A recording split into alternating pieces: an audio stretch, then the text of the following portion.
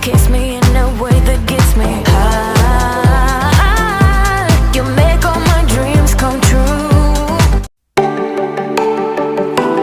Hey guys, gagawa ako ngayon ng spaghetti.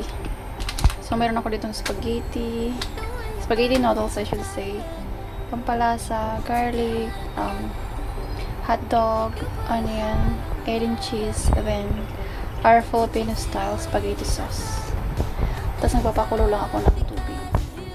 So hintayin lang natin ako kumulo yan. Was gonna give you more time forever.